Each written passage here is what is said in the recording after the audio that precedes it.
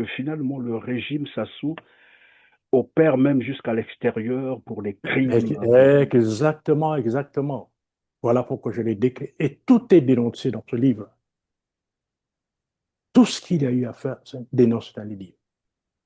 Sur les rapatriements, le rôle de Bissamatoko, tout est dit dedans. Je vais un peu récapituler, reprendre, parce que la guerre au Pôle n'a pas commencé en décembre 98. C'est bien avant que ça avait commencé. Maintenant, quand nous sommes arrivés au camp de Kimaza, ces réfugiés qui étaient venus, ce sont ceux-là qui nous ont apporté ces éléments, qui ont apporté ces témoignages que nous mettons à la disposition de la population.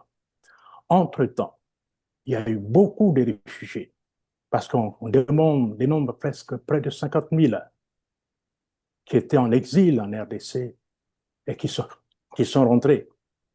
Mais nous qui étions restés le camp, on était pratiquement 2000 personnes au camp de Kimaza. Un nombre vraiment résiduel. Le plus grand nombre était rentré. Et parmi ces gens qui rentraient, c'est de là qu'on compte les 353 disparus du beach. Vous comprenez, monsieur Christian? Ceux du camp, suivant les interrogations, il y en a eu 683 personnes disparues que les témoins nous ont apportées. Mais les 353 disparus du beach dépendent des personnes qui étaient rentrées à Brazzaville Ah, volontairement. donc si j'ai bien compris, Voilà.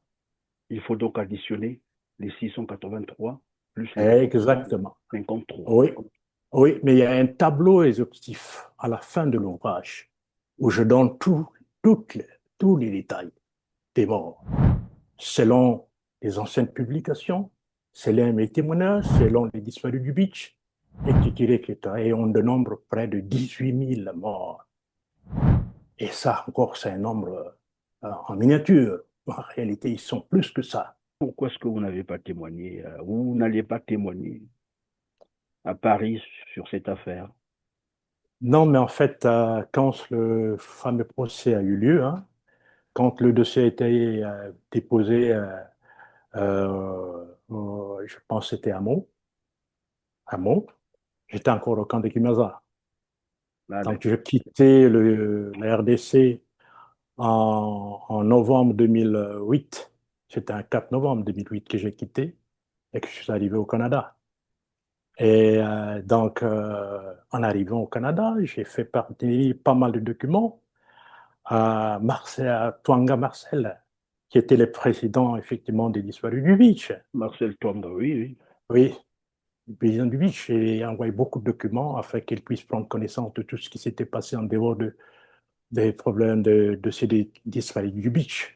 Et qu'il les présente afin que, comme on appelle, le tribunal puisse prendre acte de cela. Parce que si jusqu'à présent, il n'y a pas un jugement là-dessus, mais il y a une main noire quelque part. Il y a une main noire quelque part qui pèse. Je sais que les Il doit dossiers y avoir sont une arrivés pression politique. avec une pression politique exactement. Vous vous rappelez de l'arrestation de Ndengue en France, Qui avait été qui libéré a pris nuitamment d'ailleurs. exactement, et tout simplement parce que la France a pris part à ce génocide. Dès mes propres yeux, j'ai vu. Dommage si on avait, comme on appelle, une vidéo où on aurait dû filmer cela, mais malheureusement, ce n'était pas possible. Donc, Moi, je cette main reviens là-dessus noire-là, parce que c'est très ouais, intéressant. Un ouais, hélicoptère estampillé Elf Congo, Elf immédiat Congo. donc total, et nous connaissons, tout le monde sait comment Denis Sassou Nguesso est revenu au pouvoir. C'était un coup d'État militaire Exactement, exactement, préparé par exactement. Elf Congo. Elf Congo, c'est Elf Congo. Vous comprenez? C'est pas pour rien aussi que Jacques Chirac avait remercié l'Angola du fait d'avoir aidé Sassou à revenir au pouvoir. Parce que je me rappelle de l'entretien que Sassou a eu avec l'actuel secrétaire des Nations Unies, qui fut à l'époque au commissaire du HCR, co-commissaire des Nations Unies pour les réfugiés. Il lui avait reproché qu'il était parti trop loin dans ses exactions. dans sa cruauté qu'il fallait arrêter. Et donc, c'est L'ancien connu, secrétaire actuel, l'ancien secrétaire des, des Nations Unies, du Haut Commissariat des Nations des Unies, Nations Unies, oui, qui est actuellement le secrétaire des Nations Unies, a reproché à Denis Denis Sassou Sassou Nguesso. Nguesso lors d'un entretien à New York, dans un hôtel des Nations Unies. Je suis au courant de ça. C'est normal, ça relève aussi de ma compétence. J'étais responsable du camp. J'étais au courant de beaucoup de choses. Et donc, il a Les dit à Denis Sassou entretiens Nguesso qu'il était qu'il allé trop qu'il loin fallait dans ses crimes. trop loin qu'il fallait arrêter les crimes. Parce que Sassou violait le droit international, violait le sol de la RDC, et pire encore, l'espace des Nations Unies, qui était le camp des réfugiés. Parce qu'on était reconnu officiellement. C'était une violation.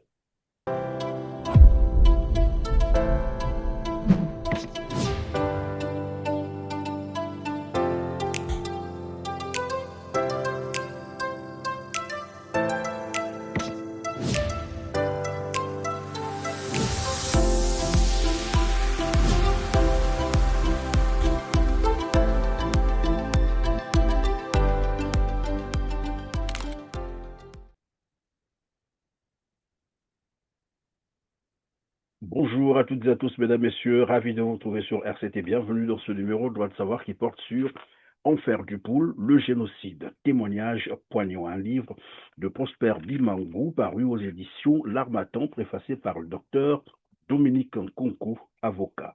Bonjour Prosper. Bonjour Christian. Un réel plaisir de vous avoir sur RCT. Merci d'avoir accepté notre invitation. Ouais, c'est tout un plaisir pour moi et pour honorer effectivement nos morts, tous ceux qui sont partis. Donc c'est très très important et je suis très fier d'être là. Professionnel de la communication, vous avez évolué au ministère de l'Information, des postes de télécommunications au Congo-Brazzaville. Vous avez également coopéré avec la mission de coopération française à l'ambassade de France, l'agence allemande de coopération internationale pour le développement, le fossile canadien, l'agence du développement fédéral des États-Unis et l'agence française du développement. Vous aviez aussi été assistant technique du projet à l'agence pour la promotion de l'éducation et de la formation à l'étranger de la Wallonie à Bruxelles. Vous avez effectué plusieurs missions de coopération internationale en Afrique en partenariat avec le Centre d'études pour la coopération internationale du Canada, le service laïque de coopération au développement et avec l'ONG de l'Université libre de Bruxelles. C'est avec grand plaisir que je vous reçois sur le plateau de Droit de savoir pour que vous nous parliez de votre livre intitulé, je rappelle, Enfer du Poule, le génocide, témoignage poignant. Dans cet ouvrage, et ça sera donc la première question, vous mettez à la disposition du public et de la communauté internationale des témoignages sur les atrocités de la guerre aux poules. Vous releviez d'ailleurs la cruauté avec laquelle le plan Moebara, pour ceux qui ont douté encore, mais moi-même, je n'en étais pas encore vraiment persuadé qu'il existait un tel programme d'extermination des populations civiles dans le département du Poule. Vous relevez donc, disais-je, dans votre livre, la cruauté avec laquelle le plan Mouébara a été planifié et mis en œuvre. Vous décriviez également les méthodes déployées, dont la volonté de donner gratuitement la mort à des dizaines de milliers de personnes pour ce qu'elles étaient. Pour ce qu'elles étaient. C'est ce qui valide finalement la thèse d'un génocide planifié dans le département de Pôle, c'est ça? Exactement. Exactement, on valide la thèse du génocide parce que à travers ces témoignages que j'ai pu récolter auprès des réfugiés qui sont arrivés au camp, et ça dénote bel et bien qu'effectivement il y a eu génocide. Quand tu lis ces témoignages, vous comprendrez les atrocités, les méthodes appliquées pour pouvoir tuer les gens. On a distribué gratuitement la mort aux gens de 12 ans à 60 ans. C'était le plan Montbala. Vous poursuivez d'ailleurs que les survivants à cet enfer sont prêtes à témoigner, c'est ça, devant une juridiction internationale pour valider les récits et espérer la culpation des acteurs de ce génocide. Mais qui sont donc les acteurs de ce génocide? Bon, les acteurs, en fait, c'est en fait l'armée congolaise, en partenariat avec les mercenaires qui sont arrivés au pôle. Notamment, parmi eux, il y avait beaucoup de Tchadiens, des ex-Forces, des Angolais, des Français et pas mal d'autres qui ont combattu du côté de là, que effectivement le président Sassou avait contacté pour réaliser cette opération. C'est clair et net, ça s'explique parce que avec nos propres militaires, c'était difficile quand même d'arriver à ce point. Il a préféré euh, recruter des mercenaires qui, n'étant pas du pays, pouvaient effectivement donner la mort gratuitement Oui, mais à la évidemment, nous savons, le population. principe est connu de tout le monde. Lorsqu'on recrute des mercenaires, qui d'ailleurs ne sont pas des nationaux, ils commettent Exactement. des atrocités et à ce moment-là, ils ne regardent pas comment vieillard, enfant, femme, homme tire sur tout ce qui bouge. En fait, c'est ça, Exactement. derrière cette intention d'utiliser les mercenaires, c'est de tirer sur tout ce qui bouge. Exactement. C'est ça qui s'est passé. Et parce que quand je revois un peu le tableau de Mo et Bara, il y a eu plus de mercenaires que de militaires nationaux. C'est la souffrance ici, telle que vous me voyez là. C'est tout ce qui me reste maintenant. J'ai 70 ans.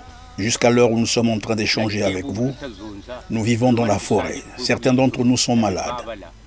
Nous vivons comme des poulets, comme des chiens, une vie de misère. Depuis que cette expédition militaire punitive a commencé, je n'ai plus de village. Toute ma famille est morte.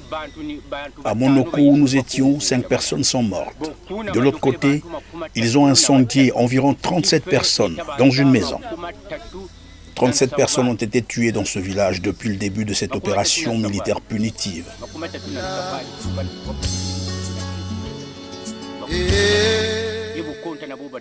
Sans compter ceux qui sont morts de maladie. Le village était grand, il y avait beaucoup de gens. Je n'ai plus personne dans ma famille. Je ne sais quoi faire.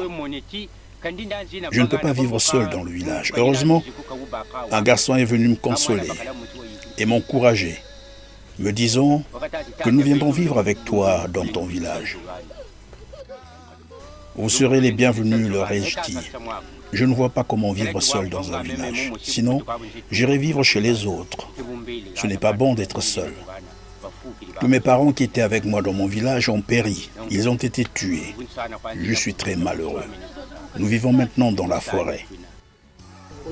Ils nous avaient trouvés ici quand ils sont arrivés. Ils se sont mis à tirer dans tous les sens.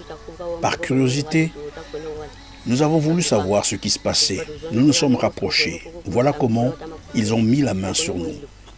Ils nous ont dit ici, ça tire de partout. Allons vers l'hélicoptère. Quand nous sommes arrivés quelque part, ils nous ont rassemblés, ils nous ont fait asseoir et ont commencé à nous demander de l'argent. Malgré que les parents leur avaient donné tout ce qu'ils avaient comme argent, ils nous ont gardés. Un parmi nous leur a posé la question de savoir qu'avons-nous fait. Ils l'ont abattu sur place. Ils ont incendié la maison. Des gens sont morts dans la maison, calcinés. Nous avons pris la fuite. Comment avez-vous fait pour fuir? Nous avons défoncé la porte et nous avions fui. Vos bourreaux étaient déjà partis ou ils étaient encore là? Non, ils étaient encore là. Ils étaient 10 cobras, balafrés.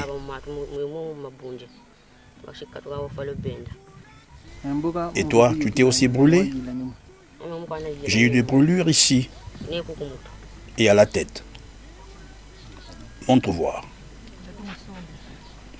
Montre la jambe.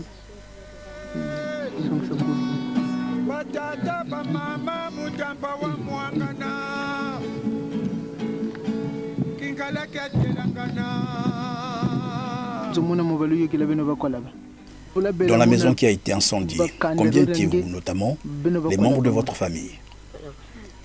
Maman, la tante Oumba, la tante Ndinga,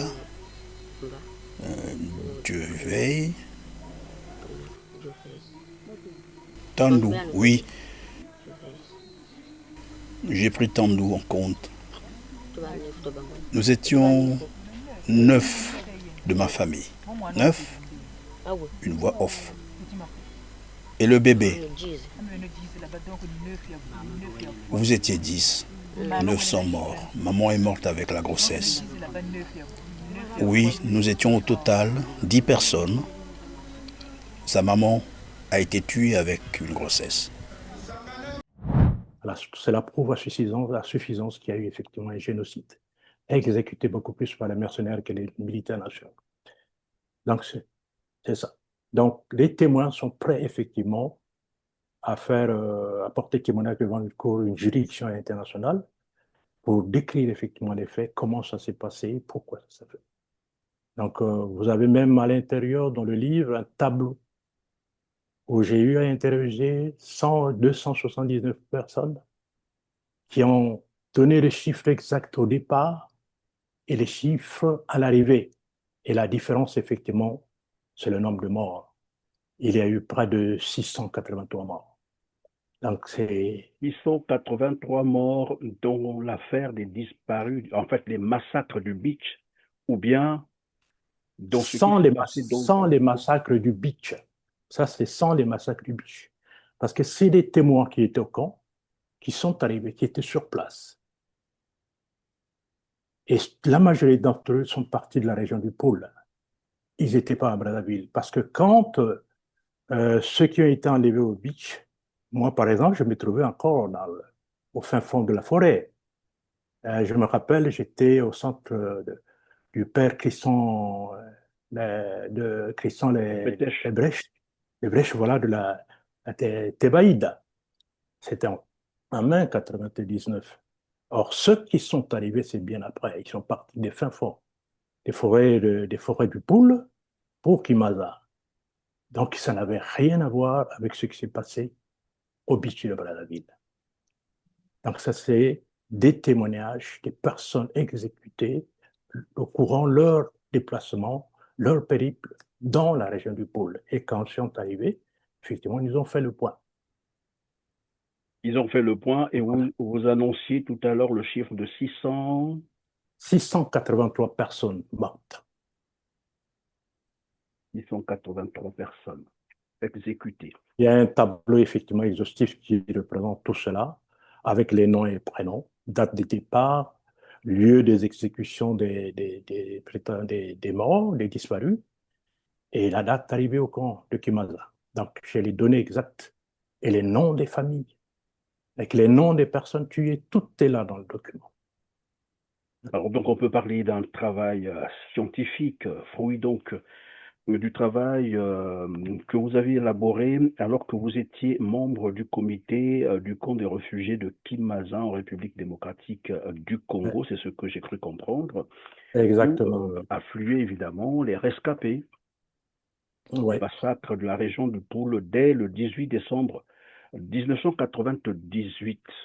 Pourquoi la date de 99. 99? La guerre a commencé quand nous sommes partis, c'était le 18 décembre 98.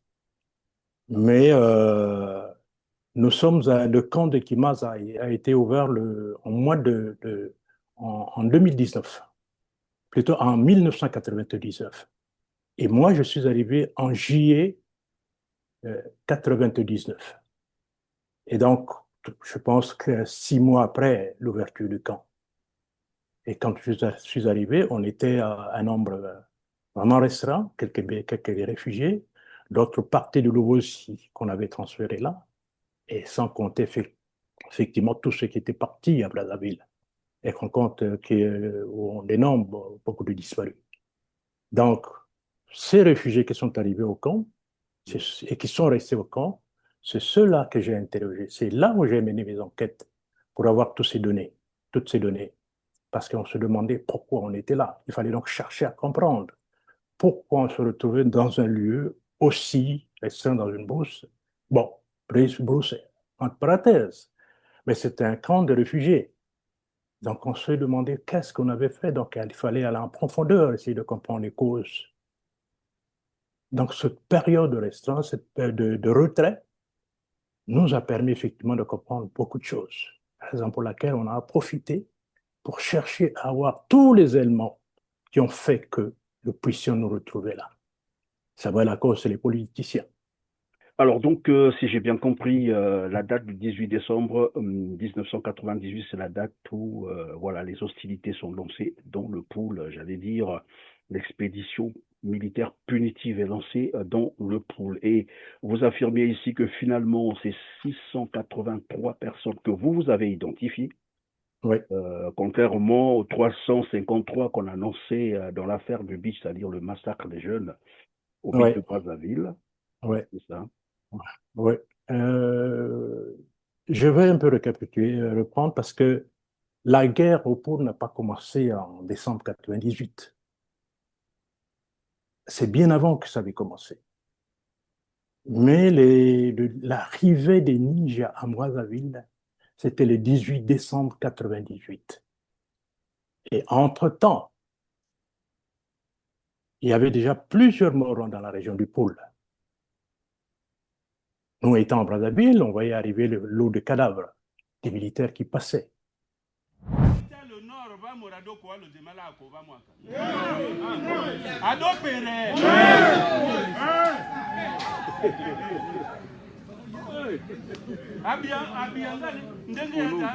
Lorsque nous avons brûlé le département du Poul, on ne nous a rien fait. Ils n'ont rien fait, le ciel n'est pas tombé.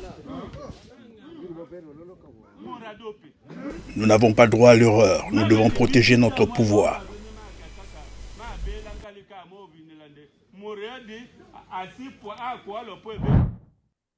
Et ça, le gouvernement n'en parle pas. Mais quand les ninjas sont arrivés à 98, en décembre 98, à Brazzaville, c'est lors du retrait des ninjas que toute la population de sud de Brazzaville est repartie et est rentrée dans la région de Poul. Donc, parallèlement avec le départ des ninjas, la population aussi s'est retirée, s'est rétractée des régions de la commune, des quartiers sud de Brazzaville. Et nous sommes tous partis en même temps. Ceux qui sont restés beaucoup plus longtemps, 7 mois, 6 mois, 1 an, avant de traverser de l'autre côté. Maintenant, quand nous sommes arrivés au camp de Kimaza, ces réfugiés qui étaient venus, ce sont ceux-là qui nous ont apporté ces éléments, qui ont apporté ces témoignages que nous mettons à la disposition de la population. Entre-temps, il y a eu beaucoup de réfugiés, parce qu'on dénombre presque près de 50 000 qui étaient en exil en RDC et qui sont rentrés. Mais nous qui étions restés au camp, on était pratiquement 2000 personnes au camp de Kimaza. Un nombre vraiment résiduel. Le plus grand nombre était rentré. Et parmi ces gens qui rentraient, c'est de là qu'on compte les 353 disparus du beach. Vous comprenez, monsieur Christian? Ceux du camp, suivant les interrogations, il y en a eu 683 personnes disparues que les témoins nous apportaient. Mais les 353 disparus du beach dépendent des personnes qui étaient rentrées à Brazzaville volontairement. Donc, si j'ai bien compris, voilà. Il faut donc additionner les 683 plus les Exactement. 53. Oui, mais il y a un tableau exhaustif à la fin de l'ouvrage où je donne tous les détails des morts, selon les anciennes publications, selon mes témoignages, selon les disparus du beach, et on dénombre près de 18 000 morts. Et ça, encore, c'est un nombre en miniature. En réalité, ils sont plus que ça. Mais puisque nous n'avons pas encore tous les témoignages qui peuvent nous apporter la lumière là-dessus sur le nombre exact des disparus du beach, pour le moment, on se limite à ça. Mais dans l'avenir, je pense que, puisque le travail continue, le travail continue de recherche, et vous pensez qu'il y aurait eu plus de 18 000 morts? Plus de 18 morts. Parce que quand on suit les interviews au niveau de France 24, il y a certains qui parlent même de 200 000 morts au total.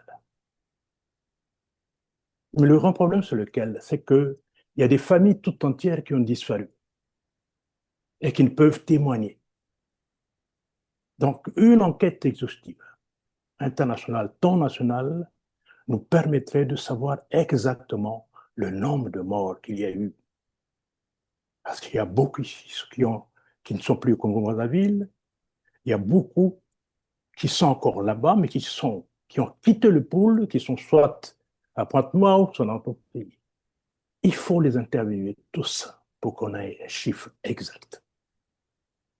Par le temps, parlant Qu'est-ce que encore. ça vous fait dire, qu'est-ce que ça vous fait Oui. penser lorsque on pose la question à Denis Sassou Nguesso sur les disparus du beach? Il dit il n'y a jamais eu de disparus, ils ont voyagé, ils doivent se retrouver à l'étranger, d'autres ont quitté le pays, mais il n'y a jamais eu de disparus du beach. Mais vous savez, le chef de l'État se défend. C'est tout à fait normal parce que c'est lui qui est accusé. Mais lors du procès de Brazzaville, suivant les paroles de, comment on appelle, de Ntsuru, il a dit, il a confirmé, qu'il avait fait pression au niveau du chef d'état-major général, qu'on puisse savoir qui sont les responsables qui enlevaient les réfugiés au beach de Brazzaville. Parce que le bruit pourrait, au niveau de l'armée, et lui, en tant que chef de renseignement, cherchait à savoir qui était à l'origine des disparus du beach, ce qui a eu bien disparu. Même si le chef de l'État cherche à méconnaître cela, mais il y a eu bel et bien disparu du beach, puisqu'il y a des rescapés. Il y a un qui doit être en France, qui a échappé belle à la mort, lui qui était enlevé. On avait pris au beach jusqu'au camp, comment on appelle, au camp de, je pense, du 15 15 août, août, oui. oui, 15 août, où on a eu à exécuter pratiquement tous ceux qui étaient enlevés au beach. Lui, il a reçu des balles, mais Dieu merci, il s'en est sorti. Il a porté témoignage. Donc, même si le chef de l'État méconnaît ça, c'est tout à fait normal.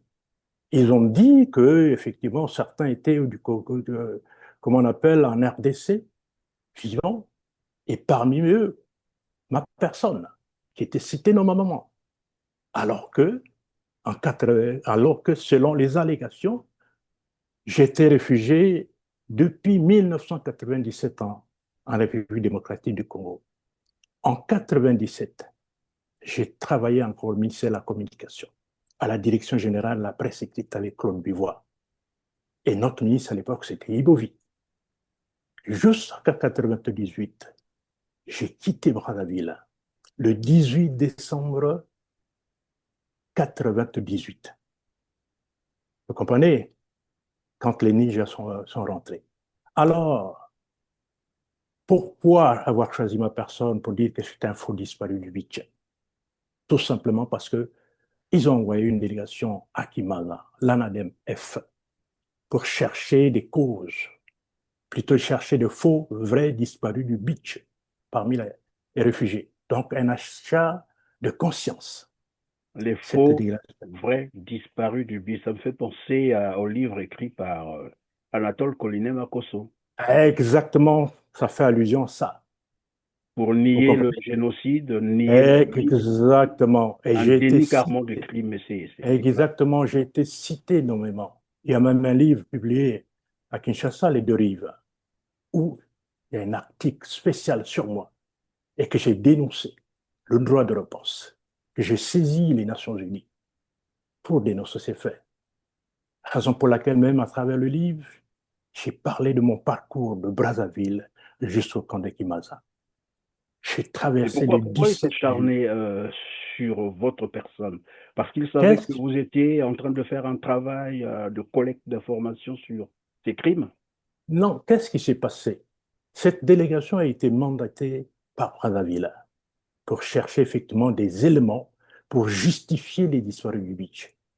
Et notamment, leur travail était centré sur l'achat de conscience. Demander à une personne qui soit de répondre au nom d'un disparu du beach, tout en les filmant. Vous comprenez? Alors, quand cet ONG est arrivé clandestinement au camp, sans l'apport, effectivement, sans l'accord du Yasser et des autorités politico-militaires de la place, parce qu'on ne peut pas venir dans un camp des Nations Unies des réfugiés sans l'autorisation du Yasser et des autorités. Ils sont arrivés clandestinement. Et je me rappelle, ce fut un samedi. Il pleuvait beaucoup aux environs de 11h, 12h. Et je veux voir des réfugiés arriver m'informer, puisque j'étais le président du camp à l'époque, dire qu'il y a une délégation qui est là. Je dis, ah bon, il y a une délégation qui est là, mais on n'était pas informé.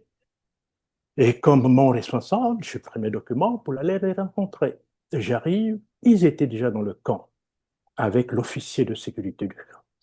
Je me suis dit, c'est qu'ils ont rempli les conditions pour entrer au camp. Et quand ils sont arrivés, je les ai interrogés. L'officier du camp m'a laissé avec le gars m'entretenir. Je lui ai demandé de quoi il s'agissait. Il dit non, nous sommes une ONG de droits de l'homme, assistée par les Américains. Nous avons été à une réunion du HCR en Ituri et nous avons appris que les réfugiés congolais reçoivent une certaine subvention, non seulement après les morts, mais aussi pour les études, tout ceci. Il dit, mais qui est ce responsable? Il ne savait quoi me répondre. Je lui ai dit, mais vous aurez dû vous arrêter à Kinshasa. Comment vous venez ici pour avoir ces informations? Il dit non, c'est parce que le 11 décembre 11 décembre 2003, il y a une délégation américaine qui viendra vous voir à ce propos. Je dis, bon entendu, elle va me demander, ah, est-ce que vous pouvez nous amener vers la présidente des femmes? Comme elle était du comité, il dit, il n'y a pas de problème. Nous sommes allés. On était avec le secrétaire effectivement du comité. Nous sommes allés, je l'ai présenté la présidente des femmes, ils étaient en train de s'entretenir quand aussitôt surgirent deux personnes qui auparavant n'étaient pas dans la délégation en train de nous photographier. J'ai dit, tiens, mais d'où ceux-là viennent? Alors, j'ai demandé au secrétaire de sortir ensemble avec moi, leur laissant s'entretenir. Il me dit, il faut faire très attention parce que au départ, il y avait deux personnes et en ce moment précis, ils sont quatre, cinq plutôt, mais par où ces trois autres sont passés? Il faut faire attention parce qu'il n'y a pas longtemps, Alain Akwala parlait des faux disparus du beach qui se trouveraient encore au camp de Kimaza et qu'ils avaient bientôt les éléments. Est-ce que je me rappelle bien, par rapport à leur dossier à la Cour pénale internationale, ils avaient dit qu'ils avaient des éléments des réfugiés, des disparus du beach qui sont vivants au camp de Kimaza. Il faut faire très attention. Donc, ils étaient là dans le processus de la création des fausses preuves pour aller... Exactement. Et pendant qu'on était à l'intérieur, ils m'ont pris en image à côté d'un ancien préfet du pôle qui était là. Ils disent, c'est délicat. Ils en ont profité donc de prendre cette photo, cette image, et avec quelques documents qu'ils ont eu à publier. Vous comprenez quoi? Alors, le camp était tellement alerté, d'une façon inaccoutumée, je me suis dit non, qu'il fallait faire quelque chose. Subitement, je vis l'agent de sécurité venir en catastrophe. Il dit, qu'est-ce qui se passe? Est-ce que vous connaissez ces gens? Je dis, mais écoutez, c'est vous qui vous me l'avez présenté. C'est vous, l'agent de sécurité, qui êtes censé faire passer les gens au portail. Comment vous me posez encore cette question-là? Et c'est à partir de là, il me demanda comment j'avais un véhicule, comment on appelle, un vélo, cyclette, qui me permettait de faire un peu des courses. Il dit, est-ce que tu peux me le prêter? Je lui ai donné, il a suivi. C'était trop tard, ils étaient déjà partis. Le HCR alerté. Les autorités autorités politico-administratives de Mazangongo plutôt alertées, devraient arriver le plus rapidement possible au camp.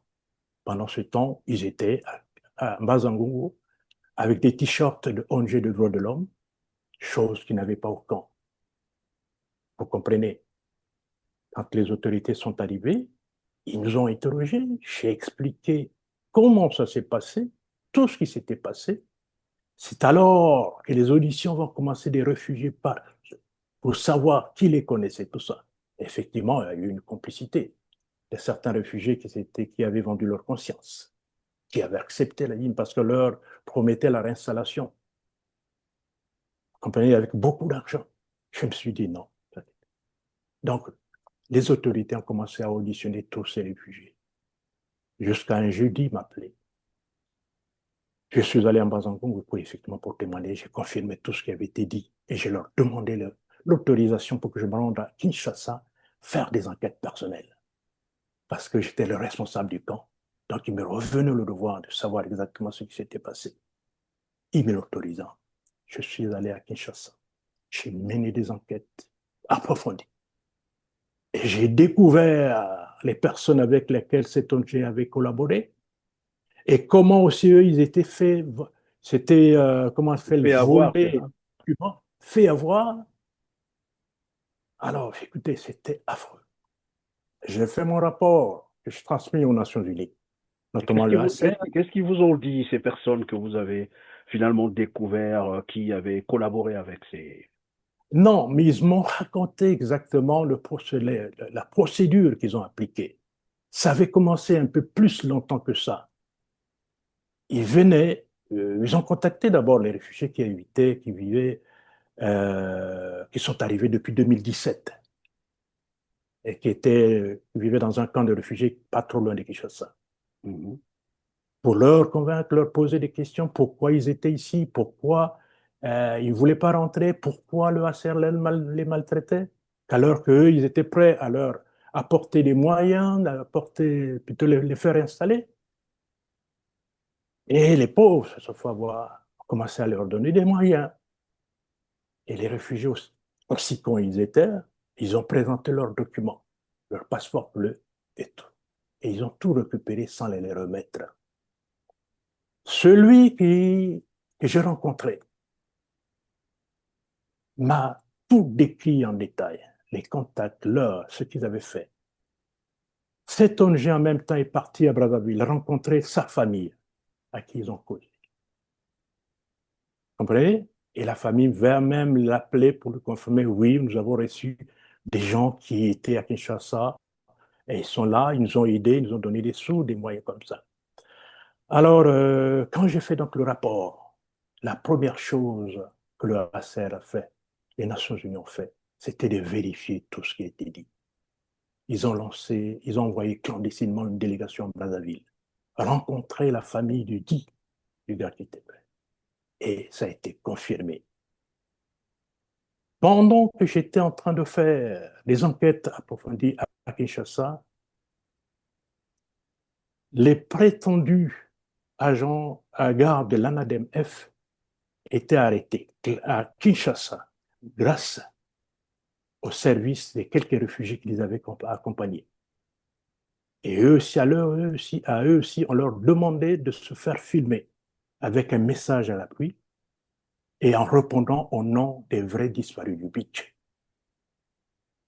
Heureusement que certains d'entre eux se sont rétractés, ils ont contacté Diop Missamou et ensemble, ils sont allés au ministère de l'Intérieur donner les faits.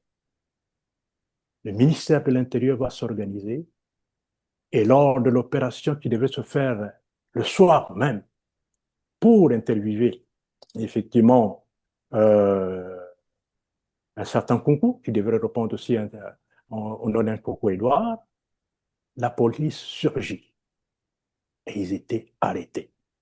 Pris de panique, certains s'étaient échappés, ils sont rentrés à Brazzaville et ceux qui étaient arrêtés ont été conduits à la prison. Les amis réfugiés qui étaient avec eux aussi ont été arrêtés pour besoin d'enquête. Entre-temps, Brazzaville, un certain Pouloumbou va envoyer un message à, je pense, c'est à RFI pour dire qu'il y a des membres de l'ONG ANADEM-F de droits de l'homme qui ont été arrêtés parce que le HCR estime que c'est des espions titulaires tutelables. Alors, quelques temps après, effectivement, quand le HCR a reçu la suite de la délégation qui était partie à Brazzaville vérifier les faits, ça a été confirmé que le HCR, qu'effectivement la délégation a été envoyée par Brazzaville. Par Brazzaville. Et laisse-moi te dire, Christian, en même temps, il y a eu des émissions à la radio, télévision, plutôt à la télévision congolaise à Brazzaville, où il montrait les films du camp de Kiemaza, où il montrait tout ce qui s'était fait enregistrer. 4 jours d'affilée de suite. Et ils ne savaient pas que du côté de Kinshasa, on leur suivait. Et tout, effectivement, les agents de l'ANER, les agents de la sécurité du Kinshasa avaient compris que la mission était envoyée par Brazzaville. Donc, après ma mission d'enquête à Kinshasa, je vais rentrer, je suis arrivé à Mazangou, je fais le compte-rendu, j'ai montré et fait tous les documents que j'avais pu avoir à Kinshasa, et effectivement, la paix est décidée. Donc, Mais donc, voilà je un peu. comprends que c'est toute une machine qui avait été montée pour tenter d'occulter ces crimes. Et nous avons rappelé Et, tout à l'heure, d'ailleurs, le livre, puisque Anatole Kolné-Makosso est allé beaucoup trop loin, d'ailleurs, écrivant même le livre où on exactement, dit des exactement. faux, vrais Oui, disparus. Lui exactement. disait c'est un déni de crime et c'est passible de poursuite judiciaire. Ouais, Alors, c'est donc, ça. vous dites, c'est pratiquement plus de 1000. Ça, c'est ce que vous avez pu presque identifier. Et vous dites, il y en aurait plus de 18 000. C'est énorme. Bon, mais ici, dans le livre, comme je l'ai dit tout à l'heure, évidemment, ceux qui se sont confiés à vous, c'est-à-dire qui ont témoigné, vous ont rassuré qu'ils peuvent le faire devant Témoigner, exactement. la Ouais. juridiction. Ouais, dommage un peu que deux de prétendants témoins nous ont lycée, hein, ils sont Ah, partis de l'autre bien côté. dommage. Et, Ils sont décédés. un Mais qui est je mort pense qu'il y ici. en a encore, et surtout vous-même, Non, vous non, êtes. non, non, il y en a encore, hein, il y en a encore, mais parmi les 279 familles interrogées, c'est des témoins qui sont là, prêts à témoigner aussi. Parce Tout à qu'ils ont fait. prouvé, effectivement, ils ont démontré qu'il y a eu des morts, que des parents sont décédés, quoi. Alors, vous nous rappeliez la séquence colonel Sourou. Oui. Est-ce que je peux penser, enfin, ben, toutes les hypothèses, hein, on peut les poser sur la table. Est-ce qu'on peut penser que c'est ce témoignage qui aurait précipité finalement son assassinat, sa mort? Je pense pas. Mais c'est vrai, il connaissait beaucoup sur tout ce qui s'était passé au Bichi Brazzaville, tout ce qui s'est passé même en RDC. Parce que lui, il est arrivé c'était bien, je pense, en 2001, au camp de Kimaza, avec un commando de 18 personnes, super armés et avec des silencieux. Vous comprenez? Le colonel Tsuru. Et quand ils sont arrivés, on leur parlait de Kimaza. Or, il y a 2 Kimaza. Il y a un qui est proche, qui est à 21 km de Mazangoku, et il y a un autre Kimaza qui est proche de Nkamba. Il y a eu confusion dans leur tête, Dieu merci d'ailleurs, et ils sont Comme quoi, partis. Dieu sait faire les choses. Exactement. Et ils sont partis là-bas, ils étaient perdus. Maintenant, au retour, en Gombe Matat, ils ont été arrêtés pour leur interroger qu'est-ce qu'ils venaient faire. Vous comprenez? Parce que ni le HCR était averti, ni les autorités politico-administratives en Mazango n'étaient avertis. Vous comprenez? Maintenant, les autorités, les agents de sécurité de Gombe Matadi vont saisir Mazangongo pour signaler ces faits. quelque temps Est-ce avant que je suis en train de comprendre que finalement le régime Sassou opère même jusqu'à l'extérieur pour les crimes Exactement, exactement. Voilà pourquoi je l'ai décrit. Et tout est dénoncé dans ce livre. Tout ce qu'il y a eu à faire, c'est dénoncé dans les livres. Sur les rapatriements, le rôle de Bissamatoko, tout est dit dedans. Alors, revenons sur le cas de Nsoro. Oui. Ayant dans la confusion totale depuis Mbanzangungu, depuis Tupitungo Matadi, ils vont donc repartir vers Mbanzangungu. Notamment, ils sont partis. Mais avant que cela n'arrive, vers 19 heures, on va recevoir un délégué du HCR venu en catastrophe depuis Kinshasa. Nous avertit, nous dit qu'il y a une délégation en provenance de Brazzaville que nous ne savons pas les objectifs exacts, le but pour lequel ils arrivaient. Mais soyez sages, soyez discrets, prenez vos dispositions. C'est le comité de Kimasa qui était averti. Quelque temps après, ces 3 agents de la sécurité qui arrivaient de Mazangou aussi en catastrophe. Ils étaient en civil. Ils sont passés par, comment on appelle, par l'agent de sécurité qui était à charge, bien sûr, de nous protéger au camp. Ils ont obtenu l'ordre, ils sont arrivés et on causait. Mais l'agent de sécurité ne savait pas que c'était des militaires, puisqu'ils étaient en civil. Les gars vont nous entretenir. Quelques temps après, l'agent de sécurité ayant constaté qu'ils avaient mis du temps, va intervenir pour dire, mais qu'est-ce que vous faites? Il y a longtemps que vous êtes là. Alors, à un moment, l'un des militaires, les gars qui causaient avec nous en civil, va bouger et il y a eu un sorte de craquement. Et le policier a compris qu'il était armé. Il va leur demander de sortir immédiatement. Maintenant, leur chef, il dit non, moi j'ai à causer, je dois d'abord m'entretenir avec les responsables du camp. Et quand le policier est arrivé, l'agent de sécurité est parti avec les autres.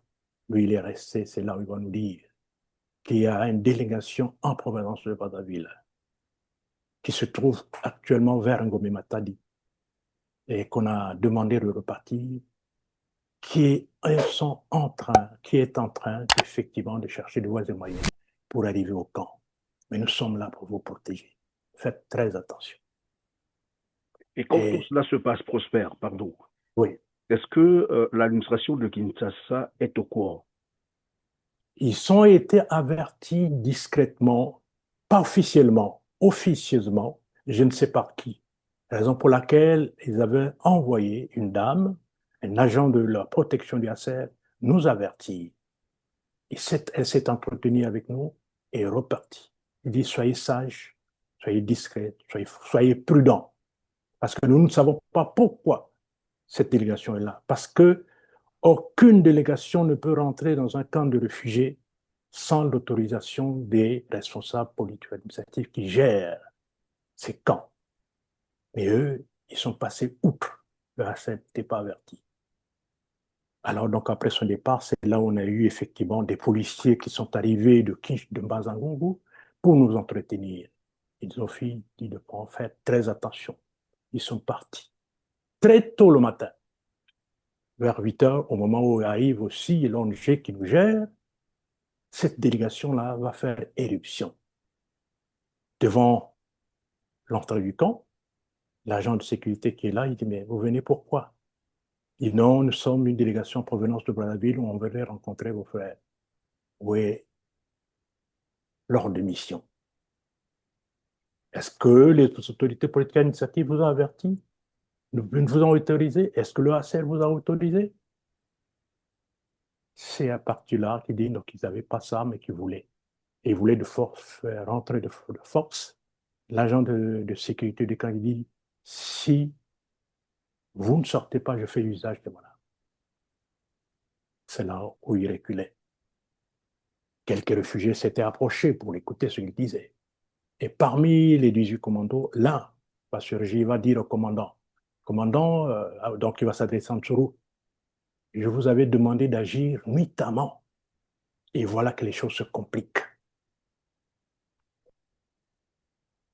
Et là, effectivement, les autorités du camp, c'est l'agent de sécurité du camp, l'ONG du camp, va saisir le HCR et les autorités politiques administratives de Banzangongo qui vont leur demander effectivement de repartir, de quitter le camp.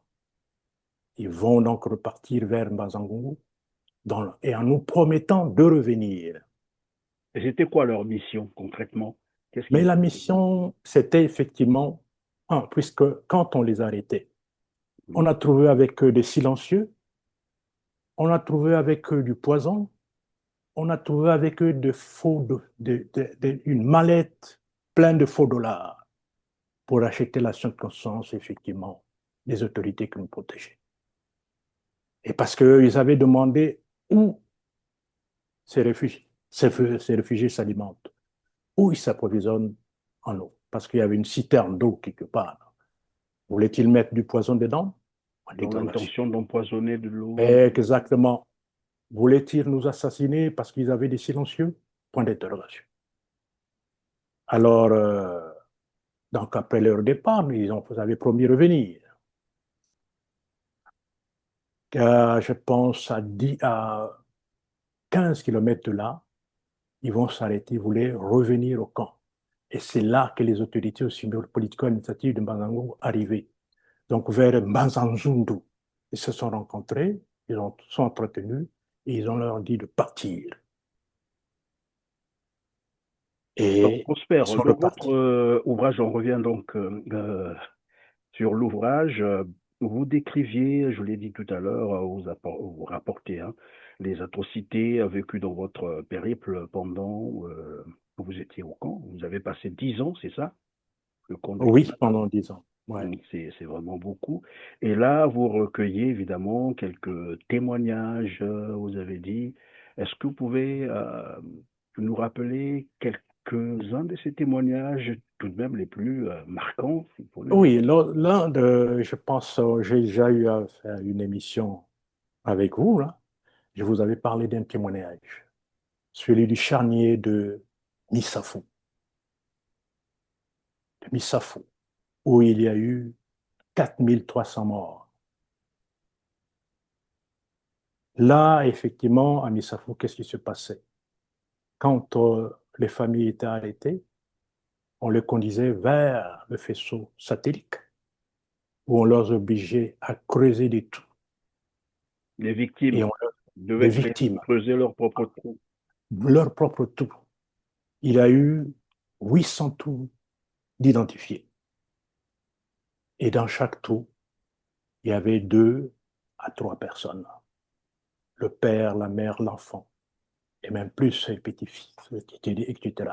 Il y a eu 800 trous. Ceux qui refusaient effectivement de creuser les trous, ils étaient acheminés à 100 mètres de là, à un ravin. Et arrivés là-bas, ils étaient fusillés. Et du côté ravin, il y a eu 1000 personnes.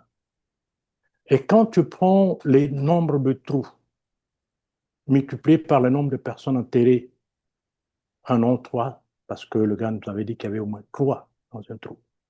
Tu multiplies par 800, ça fait 2400 décédés. C'est-à-dire des populations civiles qui n'avaient rien à voir avec... civils et qui n'avaient rien à voir avec comment on appelle les fameux... Enfants, femmes, enfants, femmes, exactement tués. Et même ceux qui étaient soupçonnés d'être des ninjas, ils étaient assassinés. Le témoignage le décrit très bien. C'est tellement trop criminalité que c'est incroyable. Alors, quand effectivement ça se parle de charnier, dans une des lettres qu'il avait adressées au comité spécial mixte, il a bien dit, si jamais, effectivement, qu'il y avait des délégations internationales qui venaient pour faire le point sur les disparus, mettez-les à la disposition de nos personnes proches afin qu'elles ne puissent pas découvrir les 16 charniers dissimulés. Alors, quand ça charnier. Oui, 16 charniers dissimulés. Et là, au moins, c'est un charnier qui a été découvert, celui de Missafou. Et les autres, Et c'est là où je trouve un peu une contradiction quand le président de la République parle que ces disparus du beach sont vivants quelque part, qu'il n'y a jamais eu de disparus du beach. Mais ce que le colonel Tsuru faisait état, ces disparitions d'où elles partaient. Où sont-ils partis ces disparus? Et ce charnier de Missafou, ce n'est pas des morts. Et les témoignages que de 683 personnes disparues, ce n'est pas des morts. Donc c'est là où on se pose mille et une questions. Pourquoi il ne veut pas reconnaître les faits? Mais ce n'est qu'une partie remise parce que les enquêtes vont se poursuivre. Les enquêtes vont se Oui, comme poursuivre. qui dirait, après les procès de ce genre mettent beaucoup du temps, hein. Nous parlons quand Ouais, même d'un événement qui exactement, quoi, c'est ça, quoi. produit il y a plus de 20 Ouais, ans déjà, ouais, et certains exactement. témoins sont en train de partir, comme vous l'avez dit tout à l'heure. Ouais, Bon, il y en aura exactement. toujours, hein, qui vont Ouais, finalement témoigner. Et pour nos téléspectateurs, ceux qui nous suivent aujourd'hui, qui peut-être apprennent pour la première fois cet événement, c'est juste un rappel. Entre le 5 et le 14 mai 1999, des réfugiés congolais traversent donc le fleuve Congo, deux fleuves, les deux ouais, Congos, les deux Congo-Kinshasa, Congos. Congo, Exactement. Brazzaville, donc les réfugiés du Congo, Brazzaville qui s'étaient retrouvés en RDC, échappant bien sûr Les pour fuir, atrocités. je veux dire les Ouais, violences ouais, militaires. ouais. Et c'était à la demande en plus, hein, de Denis Sassou Nguesso qui avait rassuré les organisations internationales qu'ils pouvaient rentrer, voilà, en toute Exactement. sécurité. Malheureusement, Mais, et ensuite, c'est après les accords tripartites entre le Congo-Brazzaville, les RDC et puis l'Angola. donc on Et on ne parlerait comprend même d'un pas. guet-apens. Exactement, c'est un guet-apens. Et quand donc ces Congolais arrivent au port fluvial de Brazzaville appelé donc Beach, ils font l'objet de tri. Les femmes d'un côté, les hommes de l'autre, où ils vont subir donc les fouilles corporelles. Et là, on nous parle officiellement, nous l'avons dit tout à l'heure, de 353, mais là, je viens de découvrir que c'est finalement plus de 1000. Et vous dites d'ailleurs, c'est plus de 18 000 personnes qui ont été finalement exécutées comme ça. Et certaines sources parlent de plus que cela. Des plus, Alors, exactement. donc, une commission d'enquête sera mise en place au Congo-Brazzaville pour faire la lumière sur ces crimes contre l'humanité, que je vous propose de suivre un extrait de la déclaration de l'ancien ministre d'État, ministre de la Justice et des Droits humains, Aimé Emmanuel Yoka. Je rappelle les faits. Courant 1997 et 1998, des citoyens congolais fuyant les troubles et violences nés des événements du 5 juin 1997, puis du 18 décembre 1998, s'étaient réfugiés sur le territoire de la République démocratique du Congo. À la faveur du retour de la paix à Brazzaville, les autorités compétentes des deux Congos et le Haut Commissariat aux réfugiés s'accordèrent pour favoriser le retour volontaire à Brazzaville de ceux des réfugiés qui le désiraient. Au cours des opérations de rapatriement, certaines personnes ne retrouvaient pas les membres de leur famille, qu'elles disaient cependant avoir rempli les manifestes dressés à cet effet par le HCR pour effectuer la traversée au départ du port de Kinshasa à destination de Brazzaville. Ainsi naissait l'affaire dite des disparus du beach. Une enquête ayant été diligentée dès que les faits déplorés fussent connus, notamment à la suite des plaintes déposées le 3 et 8 septembre 1990 par M. Marcel Twanga, le procureur de la République, près le tribunal de grande instance de Brazzaville, immédiatement après la réception des procès-verbaux dressés pour faire foi des investigations et des constatations de la police, ouvrait une information judiciaire contre personnes non dénommées des chefs de génocide, crimes de guerre et crimes contre l'humanité. C'était le 8 mars 2000. C'est très important pour la suite des événements. C'était le 8 mars 2000. Okay. Voilà, et donc après ces enquêtes, s'en suivra un procès qui, curieusement, un procès qui n'avait pas pu identifier ou condamner les vrais coupables. C'est l'État congolais qui a été condamné, sont les auteurs. Donc voilà, l'État congolais s'est levé ou le Congo s'est levé pour aller, voilà, c'est ce que ça voulait dire en sorte. Je vous propose donc de suivre ce reportage sur les disparus du beach et on revient sur le plateau. Suivez. L'affaire des disparus du beach. 1999. 353 jeunes réfugiés congolais partent en bateau de la République démocratique du Congo direction le Congo-Brazza. Un retour dans leur pays après avoir fui la guerre civile. Une fois accostés au beach, le principal port de Brazzaville, on ne les retrouvera jamais. Selon des ONG, des policiers les auraient arrêtés pour les interroger avant de disparaître. D'autres sources parlent d'un massacre commis par les hommes du pouvoir. 3 ans plus tard, une enquête est ouverte en France au nom du principe de compétence universelle. Principale personne visée, 15 hauts gradés de l'armée de la police congolaise, dont Norbert Dabira, mais aussi le chef d'État Denis Sassou Nguesso.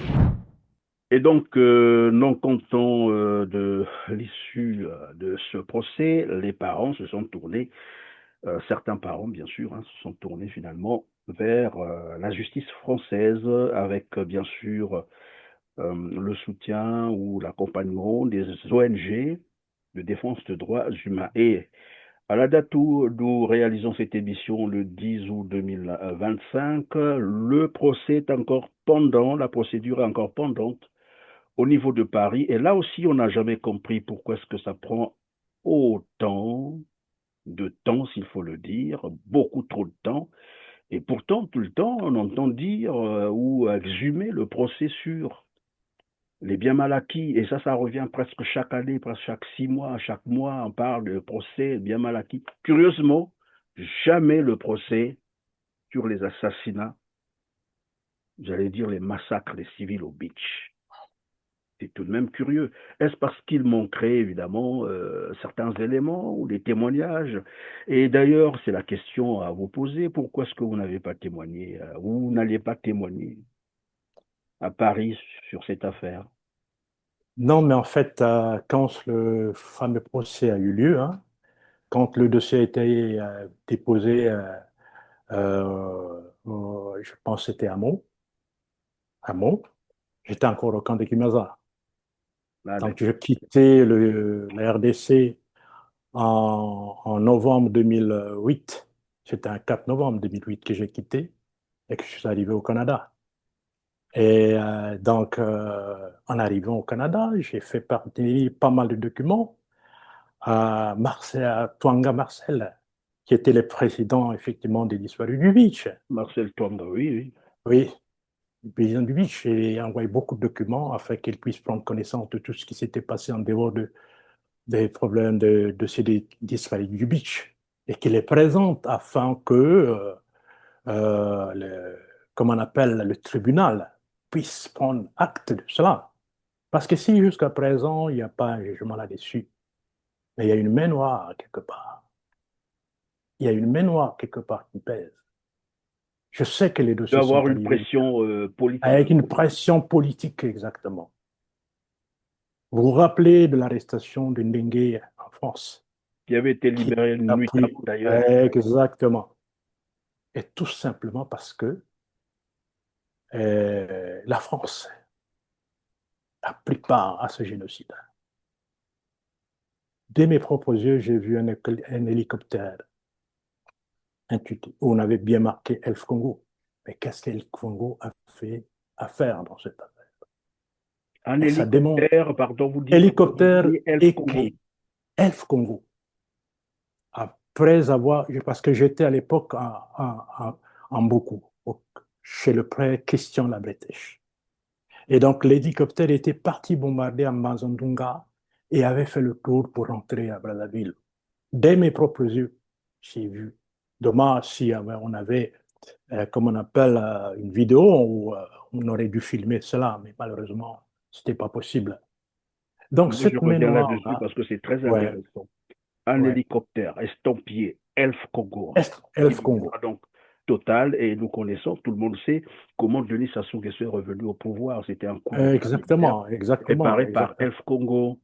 Elf Congo, c'est Elf Congo. Vous comprenez? C'est pas pour rien aussi que Jacques Chirac avait remercié l'Angola du fait d'avoir aidé Sassou à revenir au pouvoir. Pour vous dire les choses telles qu'elles sont, et tout à fait franchement, je me suis réjoui de l'intervention de l'Angola au Congo pour la raison simple, c'est que ce pays était en train de s'effondrer dans la guerre civile, de s'autodétruire, et que il était souhaitable que l'ordre revienne.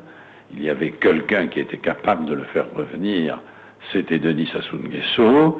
Il lui fallait un soutien extérieur pour cela, pour un certain nombre de raisons. L'Angola le lui a apporté, la paix est revenue, le développement est reparti. Enfin, je veux dire, les conditions du développement reprennent. Cette ville qui est devenue martyre de Brazza commence à se relever, et Denis Sassou Nguesso s'est engagé à mettre en œuvre le processus de démocratisation dans un délai maximum de 2 ans, ce qui est considéré par les autorités internationales comme quelque chose de bon, et par conséquent, voilà. Donc cette même île-là, cette main noire-là, elle existe. Elle Donc, existe. vous pensez, vous estimez qu'il y a cette pression politique parce que la France serait également impliquée dans cette affaire, dans ce crime contre l'humanité. Ça, je le confirme.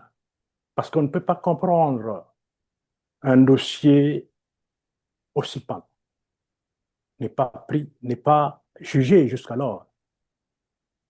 Et quand les choses veulent aller de l'avant, il y a toujours une pression du côté de la France pour que ça ne se fasse pas.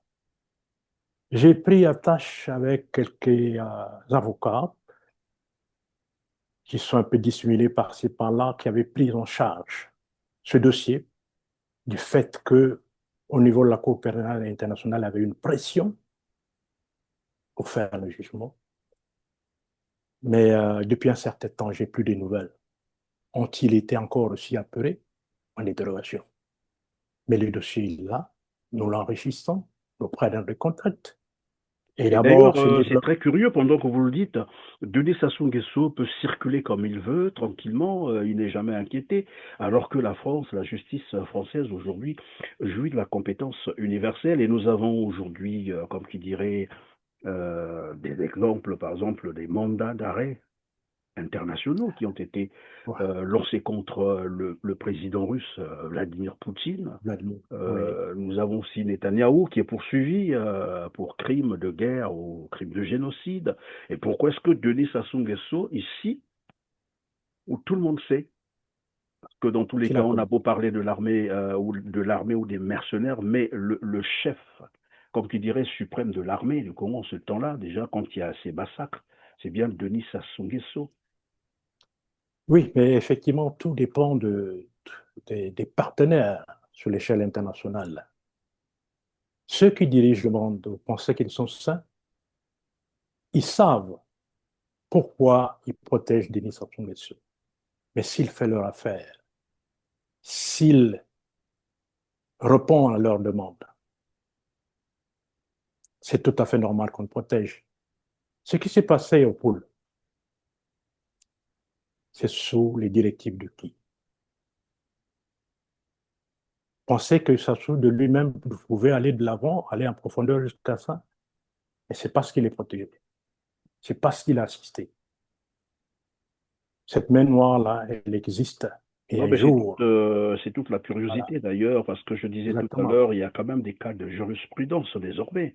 Et donc, Denis Sassou Nguesso ne devait plus circuler tranquillement comme ça s'il n'avait pas évidemment cette protection de la France. Après, il faudrait qu'on vienne nous démontrer le contraire, mais maintenant, on comprend très bien pourquoi est-ce que la justice française ne veut pas voilà, faire aboutir ce procès. Oui, Probablement qu'ils oui, attendent que Denis Sassou Nguesso meure pour qu'ils fassent encore semblant d'exhumer le dossier plus tard, mais la personne n'est plus là. Le criminel en chef serait parti. oui, C'est oui, bien oui, c'est ça. dommage. C'est un peu la politique qui prend les déchus sur cette affaire. Et on ne comprend pas pourquoi et ils ne veulent pas lancer un mandat international contre lui. On ne comprend pas. Parce que je me rappelle de l'entretien que Sassou a eu avec l'actuel secrétaire des Nations Unies, qui fut à l'époque au commissaire du HCR, au commissaire des Nations Unies pour les réfugiés. Il lui avait reproché qu'il était parti trop loin dans ses exactions, dans sa cruauté, qu'il fallait arrêter.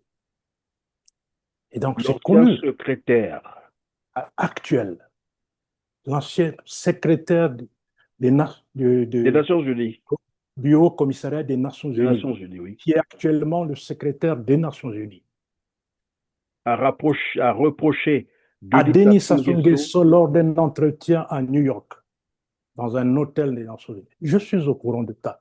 C'est normal, ça relève aussi de ma compétence. J'étais responsable du camp. J'étais au courant de beaucoup de choses. Et donc, il a Les dit à Denis Sassou entretiens Nguesso qu'il était qu'il allé trop qu'il loin fallait dans ses crimes. trop loin qu'il fallait arrêter, qu'il fallait arrêter. Mais est-ce qu'il avait compris? Et je ne pense pas. Vous comprenez? Donc, tant que la Cour pénale internationale, tant que les institutions internationales du droit de l'homme lanceront pas un mandat d'arrêt, écoute, il a le droit de circuler. Qui va l'arrêter? Oui, mais c'est ce que je Personne. suis en train de comprendre. Ouais. Finalement, Donc, la fameuse communauté internationale est bien au courant de ces crimes contre l'humanité ils et sont au ils courant de savent que cela existe, ouais. mais ferment les yeux pour, Ils ferment les yeux. soi-disant, les intérêts. Et ils ont toutes les images, puisqu'ils l'ont filmé par satellite. Ils savent exactement tout ce qui s'est passé. Nous avons eu la malchance, pas moi, mais il y a un ami qui avait le document de bombardement du pôle, la date précise. Par erreur, cet ami-là l'a remis aux autorités de la DGM et c'est parti jusqu'à présent. Un document avec des dates de bombardement bien précises. Donc, vous comprenez que c'est compliqué cette affaire-là, c'est Oui, complexe. pendant qu'on en Un parle, jour, parce qu'il y a d'autres sources qui ont affirmé, hein, je parle ici de Jean-Claude Bissila, je ne sais pas s'il nous suit, mais s'il nous suit, ouais. il va se rappeler. Lui, il affirme d'ailleurs qu'il y a eu la complicité de ces organisations internationales de défense des droits de l'homme, notamment le HCR, parce que celui qui a assuré la responsabilité, évidemment, qui avait en charge ces réfugiés, euh, finalement a été compromise. Je ne sais pas, c'est une dame, une certaine Marie-Louise Jetam, c'est comme ça qu'elle s'appellerait. C'était compromise parce que, bon, finalement, elle aurait pris l'argent. Elle est même devenue une dame d'affaires quelque part. Il y a même un autre nom qu'il cite souvent parce qu'il dit il était là, il a suivi tout ce qui se faisait autour. Et là, quand vous nous rapportiez ce reproche fait à Denis Sassou Nguesso par, voilà, s'il faut dire le patron du HCR, que Denis Sassou Nguesso était parti trop loin. Pour après, on commence à se poser la question, est-ce que le procès de Paris ira Aura bien jusqu'au lieu. terme ou finalement ça va s'arrêter comme ça, boycotter jusqu'à la fin? Parce que si déjà le HCR est au courant et ne fait rien, Paris encore impliqué dans ces crimes, y a-t-il vraiment Mais ça, c'est vrai. Ben, en fait, il ne revient pas au HCR de porter plainte contre Denis Sassou Nguesso. Leur mission, c'est effectivement de gérer les réfugiés, de signer les accords tripartites pour le rapatriement des réfugiés. Voilà la mission que leur a signée. Maintenant, Prenons le cas des disparus du beach. S'il y a eu exécution de l'autre côté, le HCR avait pour siège Kinshasa. Ils ont pris les réfugiés et les ont envoyés à Brazzaville avec attestation de bonne foi. Ils ont signé l'attestation de bonne foi pour entrer. Aussitôt arrivé à Brazzaville, Oui, mais est-ce que ça le fait... HCR n'était pas conscient de ce qui se passait de l'autre côté de Brazzaville? Parce que nous avons eu aussi un autre témoin qui nous a dit les attestations de bonne foi. En fait, lorsqu'on lisait ces attestations, il était quelque part, il y avait une mention où on disait Oui, que voilà, les volontaires étaient, comment dire ça, responsables de ce qui pourrait leur arriver. oui, Donc, il y a leur risque et exactement. péril. Ça leur risque et péril. Tant bien que c'est ce qui est dit dans effectivement l'attestation de bonne foi pour rentrer. C'était à leur risque et péril. Parce que c'est eux-mêmes qui ont signé pour rentrer. Peu importe, monsieur Christian.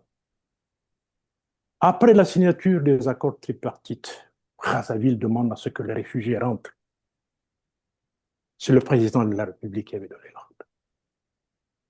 Effectivement, certains, quand ils l'ont entendu, ils ont signé la attestation de bonne foi et sont rentrés. Ils arrivent au beach du Brazzaville. Ça ferait donc en fait un plaisir pour les autorités de Brazzaville de recevoir leurs frères revenir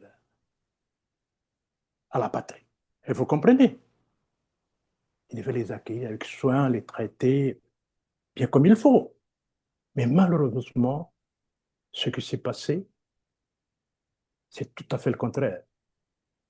On a trié les femmes d'un côté, les hommes de l'autre, et les hommes ont été assassinés. Est-ce que c'est le HCR qui leur a demandé de les trier et les assassiner? Non. Les réfugiés, les disparus ont été enlevés au beach de Brazzaville et non au beach de Ngobila. C'est vrai, la responsabilité revenait au HCR qui, après la traversée, devrait les accompagner jusqu'à un certain site donné. Ça, oui, le tort revient au HCR.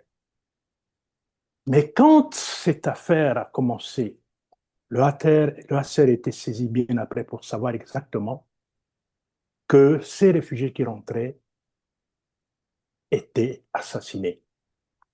C'est à partir de là qu'ils ont pris des précautions et ils ont organisé effectivement l'arrivée des disparus, des réfugiés de l'autre côté de Brazzaville.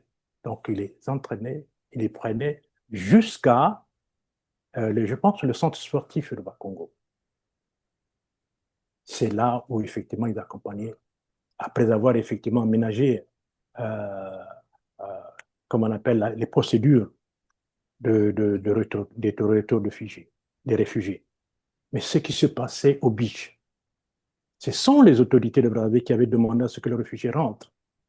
Oui, mais là, on comprend très bien que c'était Oui, des crimes planifiés, comme vous l'avez dit d'ailleurs. C'était le plan effectivement, Ouébara qui était en train d'être mis à exactement, c'est ça. exécution. Nous avons quelques témoignages. Ici, je vais peut-être le lire pour l'intérêt de nos téléspectateurs. C'est le Ouais. témoignage de Marcel Twanga qui disait il y a eu des sévices, des exécutions. Certains ont été fusillés sur place et leurs corps jetés dans l'eau. Vous Dans imaginez l'eau, un peu? exactement. Ouais, Nous avons exactement. inventorié plusieurs jeunes disparus, mais il y en avait beaucoup plus qu'il y en a eu des corps brûlés. C'est Marcel Tonga Exactement. qui témoigne cela, donc qui s'est vu aussi son fils de Exactement. 28 ans voilà, partir dans ces Ouais, mêmes ouais, conditions. ouais. Un deuxième témoignage, alors celui-là, il a requis l'anonymat, voici ce qu'il dit. Quand on venait nous prendre par petits groupes pour nous exécuter, on nous disait, ninja ou pas, vous y passerez, on n'en sort jamais vivant. Donc l'intention était là. C'est quand même curieux. C'est curieux C'est quand même que de que protéger un tel crime contre l'humanité. Et ça, je ne sais pas comment ça va se terminer. exactement. Donc, en ce moment précis, on est en train de faire pression pour que ce dossier-là puisse aboutir. Raison pour laquelle nous Mais vous mettons à la pensez disposition. qu'il peut aboutir en France, puisque la France est impliquée dans cette Non, affaire? c'est pas seulement la France. Nous ne pouvons plus cibler seulement la France, mais c'est la Cour pénale internationale. Et nous apportons des éléments progressivement. Mhm. Et cet ouvrage, je mettrai aussi à leur disposition. parce que dedans, il y a des faits troublants qu'ils vont découvrir. Effectivement, il y a eu des massacres. Ils ne sont pas au courant du tout. Mais il faut leur apporter des informations pour qu'ils sachent exactement qu'il y a eu génocide au Congo-Brazzaville, que la mort a été distribuée gratuitement, que des innocents ont péri. Oui, mais revenons sur votre ouvrage pendant qu'on va continuer.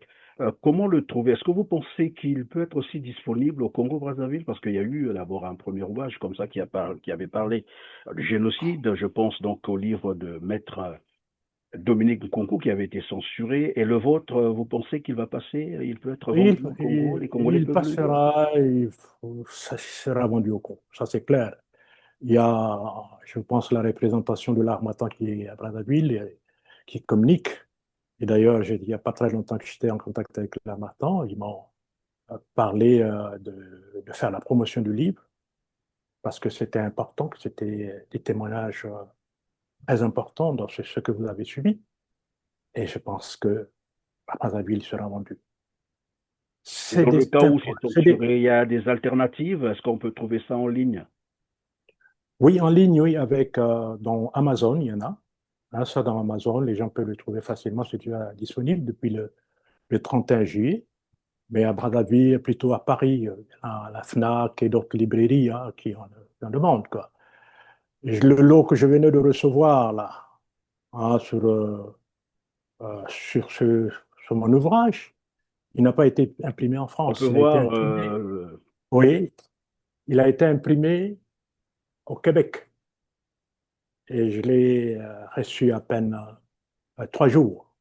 Donc, une cinquantaine d'exemplaires que m'envoyé pour faire effectivement connaître aux gens, envoyer aux États-Unis, tout ça, et même jusqu'au Congrès américain, parce qu'ils sont au courant du dossier de Kimaza. Ils sont au courant du dossier de Kimaza. Raison pour laquelle il y a eu beaucoup d'installations du côté de Kimaza, plus qu'au Canada. Et en ce moment précis, il y a un nombre résiduel qui est resté, de quelques familles qui vont les joindre. Ça a été suspendu tout simplement avec les décisions de Trump. Mais ils sont au courant. Donc, raison pour laquelle nous allons saisir effectivement tous, même le Congrès américain dans ce sens, pour qu'ils sachent exactement tout ce qui avait été passé. Et là, effectivement, il est en français, mais on va aussi le traduire en anglais et dans d'autres langues pour que ça soit accessible à tous.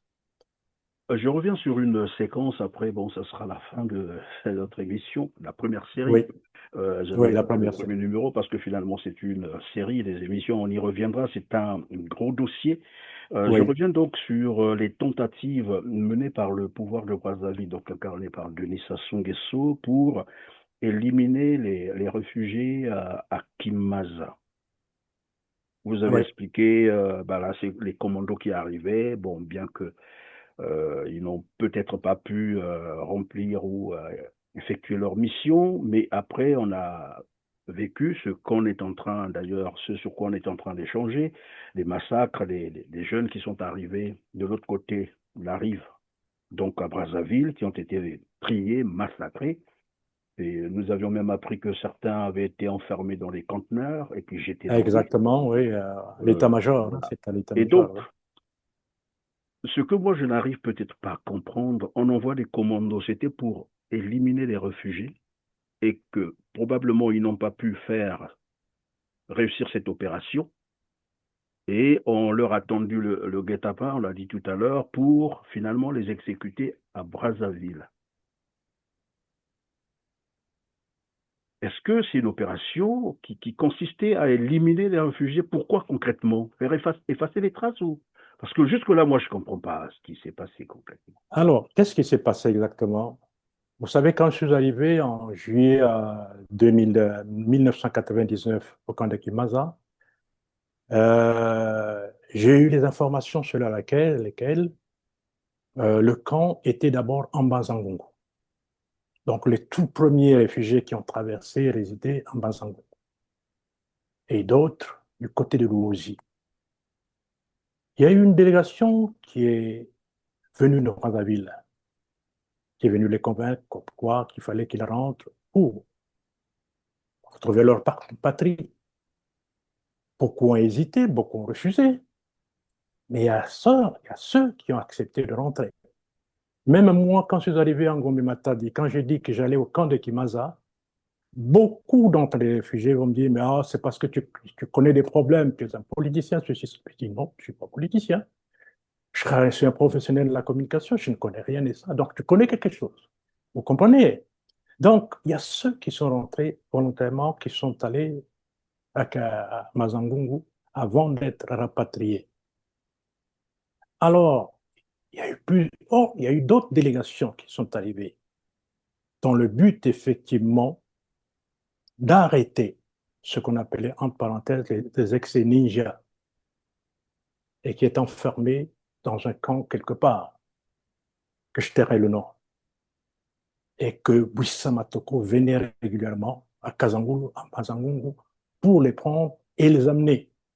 Ils étaient internés comment on appelle, au consulat du Congo-Brazzaville, au rond-point Kitambo. C'est parmi ceux-là qu'il y a eu des disparus du beach. Beaucoup qui sont rentrés. Vous comprenez? Donc, comme vous avez su le dire, c'était pour faire disparaître, les témoignages, qu'on n'en parle plus. D'ailleurs, même notre camp, à une époque donnée, n'était plus pris en compte. Il était démontré que tous les réfugiés, qui sont en compte à peu près 50 000, que tout le monde était rentré. Et nous, Mais finalement, ils étaient beaucoup nombreux. beaucoup nombreux, parce qu'ils sont passés par l'Ozi, par Mazangungu, par Kazangulu, sans compter ceux qui avaient traversé par le biche Gobila. Ils étaient très nombreux. Oui, ils étaient très nombreux. Donc, il fallait faire disparaître les traces. Tous ceux qui étaient supposés être ninjas étaient arrêtés et rapatriés Oui, mais encore, à le Brazzaville. concept ninja, il prête à confusion parce que tous ceux, tous les originaires du département du Poul étaient appelés par ninja. Et donc, quand vous venez de là, malheureusement, vous avez déjà ce label et on pouvait vous exécuter pour ça. Oui, oui, oui, mais il y a une confusion. Je sais que pour les Nations Unies, il n'y a pas de rebelles. Il n'y a pas eu de rebelles. Il y a eu des populations qui se sont soulevées pour protéger leur région. Voilà comment les Nations Unies les considèrent. Ce pas des rebelles, des populations qui se sont soulevées pour protéger leur région. Même s'il y a eu des exactions après, Niger, ceci, cela, peu importe. Mais pour les Nations Unies, c'est ça. Donc si la population ne s'était pas soulevée, on serait tous morts et disparus. Vous comprenez quoi? Mais Et d'ailleurs, donc c'est dans tous les ça. cas, ça pouvait se justifier parce que, nous l'avons dit, hein, ça arrive au moment où il fait son coup d'État militaire, qui était d'ailleurs prohibé par la Constitution de 1992. Et Ouais, lorsqu'on ouais. dit le préambule de cette Constitution, il est bien dit, le peuple a le droit de résister par tous les moyens contre Par tous les moyens. toute personne qui tenterait de prendre ou de s'emparer du pouvoir par la force. Et Oui, donc là, exactement. même si les Congolais avaient résisté, ils avaient raison. Et Ouais, curieusement, exactement. il prend le pouvoir par coup d'État militaire, il ne s'arrête pas là, il se met cette fois-là à lancer une opération de massacre ou d'extermination de toute une Ouais, population. effectivement, il fallait faire disparaître les traces. Que tous ceux qui en savaient devaient disparaître. C'est bien écrit dans le plan Moïbara. Intimider la diaspora. Continuer à faire des recherches hors de la diaspora. Il y a eu Quand un vous plan dites la Moïbara diaspora partout sur partout, toute la partout dans le planète, monde. Partout dans le monde. Et nous, comme on était déjà du côté de Kimaza, plutôt du côté de la RDC, on faisait déjà partie de cette diaspora-là, même si on était réfugiés. Heureusement que je m'étais dit ceci, que la vie d'un réfugié n'est pas une fin dramatique en soi, mais un tournant décisif pour l'instauration des idées nouvelles de paix, de démocratie, pour la construction d'un lendemain meilleur. C'est grâce à ça que je me suis dit qu'il faut que j'aille en profondeur, pour savoir exactement qu'est-ce qui s'est passé, pourquoi il y a eu des exécutions, pourquoi nous nous retrouvons ici. Et nous, c'était notre détermination, notre courage on serait peut-être rentré, on serait mort. On serait peut-être parmi les 353 Parmi disparus les du 8, victimes, bien sûr. parmi les victimes. Donc, tous ceux qui étaient à Caen étaient des témoins gênants. Et ça se poursuit jusqu'à maintenant. Faire pression auprès de la diaspora. Faire disparaître tous ceux qui connaissent. Donc, c'est la raison pour laquelle, effectivement, malgré la signature des accords tripartites, ils venaient quand même au camp pour chercher à nous exterminer. Et sans vous le cacher, quand la délégation de Ntsuru est arrivée, beaucoup sont allés encore dormir dans la forêt, dans l'herbe, en RDC en étant en exil. Vous vous rendez compte de ce que ça fait? Oui, mais C'est c'est incroyable. là que je posais la question si les autorités ou l'administration de Kinshasa étaient informées, mais je semble noter là aussi une certaine complaisance, parce que ça se passe quand même dans un pays étranger. Tout le monde est informé de ce qui se passe, mais ces gens-là n'ont jamais été véritablement attrapés, présentés devant la Non, justice. non, non. Des En fait, il y a mercenaires eu, quand même. non, non, il y a eu réaction du gouvernement de Kinshasa à l'encontre du Brazzaville, même si c'est pas passé par voie des ondes, mais c'était houleux à Brazzaville, à Kinshasa, lors d'une conférence, euh, comme on appelle, d'un conseil de ministres. C'était houleux pour cette affaire parce que Sassou violait le droit international, violait le sol de la RDC et pire encore, l'espace des Nations Unies qui était le camp des réfugiés. Parce qu'on était reconnu officiellement. C'était une violation. Donc il rentrait. Ce qui fait dire d'ailleurs à certains que Sassou n'a pas opéré seul, il ne pouvait pas faire tout ça seul, c'était pas possible. Bon, il ne pouvait pas faire tout ça seul, c'est vrai. Il avait des complices par-ci, par-là. Je vais prendre cet ONG en ADMF. C'est composé de qui? Des personnes de droits de l'homme qui militaient à Kinshasa et qui ont fui Kinshasa tout simplement parce que lors de la rentrée de, comme on appelle, Kabila Père, ils ont donné des fausses informations comme quoi il y avait des fausses communes autour de Kinshasa. Et quand les, les gens de la délégation des Nations Unies est arrivée, on a vérifié, il n'y avait pas de fausses communes. Et d'où il a été bouté, Omer Kandé. Et ils ont fui la RDC pour s'installer à Brazzaville. À Brazzaville, dans un document des Nations Unies, je retrouve les traces d'Odette Kandé, qui était arrêté par la sécurité d'État, compte tenu de son comportement, compte tenu des manifestations qu'il faisait.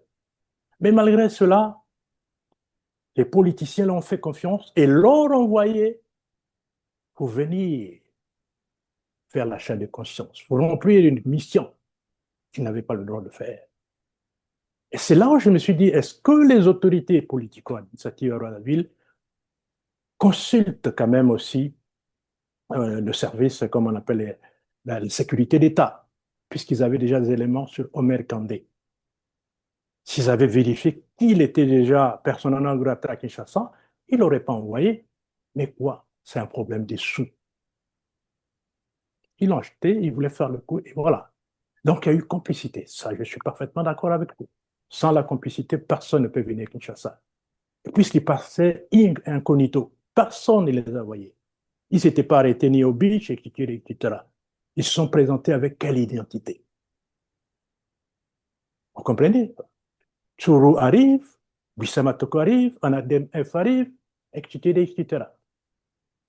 Il y a des Et complices, donc, quelque part. voilà, le livre est déjà sur le marché du livre. Je rappelle ici pour ceux qui voudront s'en procurer, et je vous conseillerais d'ailleurs, hein, les Congolais devraient lire ce L'avoir, livre, se bien sûr. procurer de ce livre, Enfer, Dupoul, le génocide, témoignage, poignant, et cette fois-ci on attendra voir encore si Anatole Coliné Makosso, qui a coutume de Ouais. nier les crimes, pourrait encore s'hasarder, Voilà. pourquoi pas le faire, puisque c'est Ouais. devenu aussi là son rôle, un déni de crime. En tout cas, merci, Prosper. Nous sommes arrivés malheureusement à la fin de l'heure qui nous a été impartie. Mais comme j'ai dit, ça c'est le premier volet. On y reviendra parce qu'il y a des témoignages qu'on va explorer pour que les Congolais Oui, comprennent ce qui s'est réellement passé, ce que Denis oui, Sassou Nguesso avec ses partenaires ont fait contre les Congolais. Des crimes exactement. odieux, Exactement, odieux. crimes Exactement. contre l'humanité et Ouais. c'est affreux, c'est affreux. Si on commence à vous lire des témoignages ici, ben on va y rester, voilà. Exactement. Pourquoi pas. Achetez le livre, il est déjà même en ligne, on a dit, vous pouvez l'acheter en ligne, hein, voilà. En ligne, oui, sur Amazon. Mais il faut se procurer de ce livre. Il est Exactement. très important pour l'histoire du Congo Brazzaville. Et donc, si j'ai bien compris, d'autres démarches seront menées pour finalement relancer le procès, pourquoi pas ailleurs, vous avez dit, à la Cour pénale internationale, c'est ça. Exactement. Ça, nous sommes prêts pour cela. Dès Et lors qu'il y on a se donc, mobilise dans ce sens, effectivement, pour que voilà, cela soit fait. dès lors qu'il y a déjà des cas de jurisprudence, pourquoi pas, ben, c'est les Ouais. crimes, on va le démontrer que c'est un criminel et il pourrait donc aller répondre devant, voilà, devant la CPI. C'est probablement le rêve Exactement. parce il faut réparer. Il y a des parents qui jusqu'aujourd'hui attendent la réparation. Ils veulent voir la fin de ce procès, mais avec la France, ce n'est pas évident. Il faut le dire les C'est choses. pas, ouais, c'est pas C'est bien évident. dommage, c'est triste. En tout cas, merci Prosper Bimangou d'avoir été avec nous, de nous avoir partagé évidemment, voilà, cette histoire que tous les Congolais connaissent, mais pas parfaitement, pas dans la dimension de ce que vous venez de nous expliquer aujourd'hui. Ça a été donc Euh, un plaisir de vous avoir eu sur notre plateau. Merci à toi, Christian. C'est un plaisir pour moi d'avoir honoré les morts, tous ceux qui sont partis, de parler en leur nom, des poursuites, un combat en leur nom. C'est ça, la volonté de Merci Prosper. J'ai noté qu'il y en avait finalement beaucoup plus que les 353 qu'on nous présentait officiellement. Exactement, il y a Il plus y que a ça. Il y a eu plus de, bon, voilà, ouais, plus que ça. pourrait être plus de 18 000 Voilà. morts comme ça. Et avec toutes ces tentatives, bien sûr, d'élimination des réfugiés qui ont déjà quitté le pays, mais on les poursuit jusqu'à l'extérieur. Et où, ici, on retient finalement la planification, comme vous l'avez dit, le plan Mouebara. Beaucoup Oui, doutaient bah, encore de ce plan-là, mais là, on vient de comprendre que finalement, c'est c'est une ça réalité. existe. C'est Mesdames, une réalité. Messieurs, en tout cas, merci de nous avoir suivis. Cliquez sur le petit pouce en l'air juste en bas de la vidéo. Partagez massivement. Partagez. Il s'agit ici d'un crime contre l'humanité et nous avons des parents qui attendent encore réparation. Partagez cette émission pour que tout le monde soit informé et vous nous direz également en commentaire ce que vous pensez de ce sujet. Cela nous fera énormément plaisir. Sur ce, on se dit au revoir et à très bientôt. Merci.